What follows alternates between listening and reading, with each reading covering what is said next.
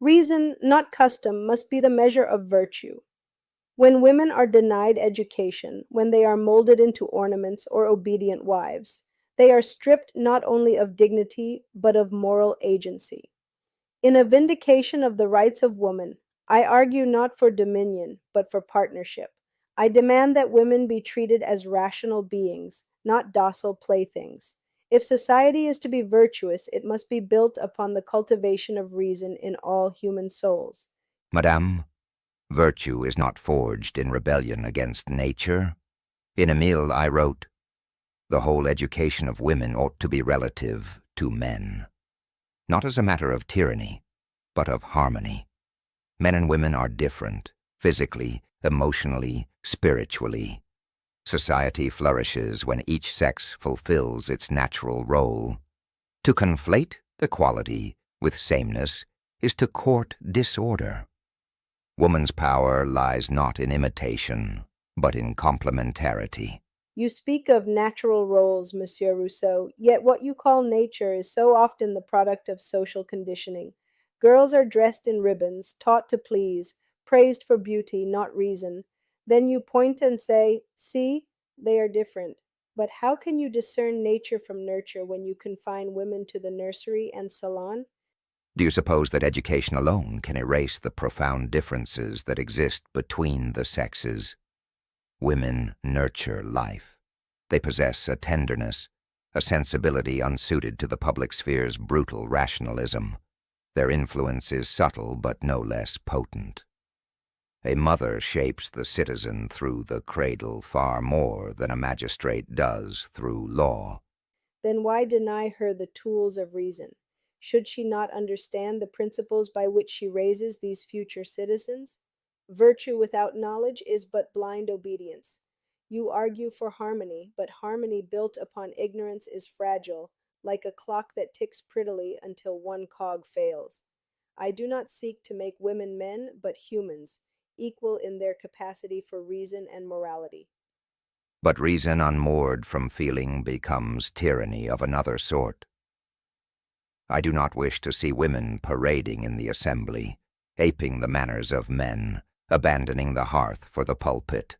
Would society gain by losing the moral influence women exert within their proper sphere?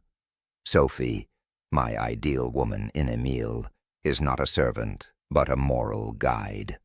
She tempers Émile's reason with feeling. She completes him. How generous! An ideal woman designed by a man to complete a man. Sophie is trained in obedience, modesty, and manipulation cloaked as virtue. But what becomes of Sophie when Émile dies, or fails her? Is her soul not her own? A woman who cannot stand alone is no moral guide, only a dependent. And dependence, monsieur, is the enemy of virtue. Yet your vision risks unraveling the very social fabric. If all hierarchy is deemed oppressive, what remains to bind society together? Not all inequality is injustice. The oak is taller than the rose, but both are beautiful in their place. Your pursuit of parity. And I ask, who placed the rose in the shade? You speak as though hierarchy were a law of nature, but it is often a design of power. I challenge not the oak's height, but the gardener who starves the rose of sunlight, then calls its withering a proof of weakness. May render both stunted. Consider what your upheaval invites. Women trained to debate, to assert, to rival men. Where then is peace in the home?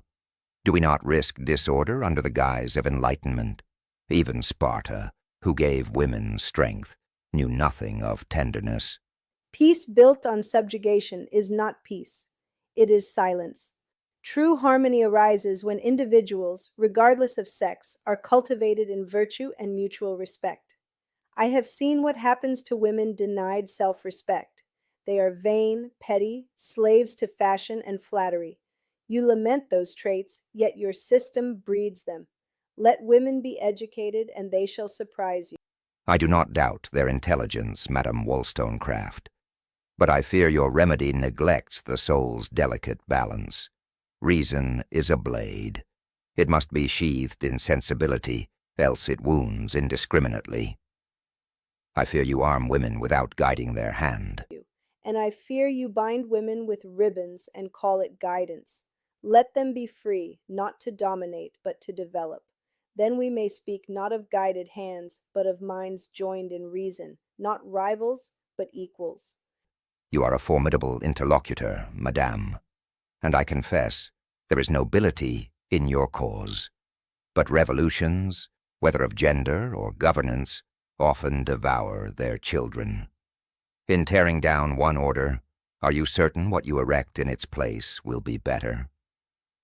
A scaffold may follow the cry for equality. And yet silence is no virtue. If fear of chaos forbids reform, then tyranny becomes eternal. I do not call for upheaval, but elevation. Teach women to reason, and they will not revolt blindly. They will build. Reform is not destruction. It is restoration of dignity, of virtue, of our shared humanity. We both seek virtue, but take different roads. I see in tradition a map to harmony. You see in it a chain.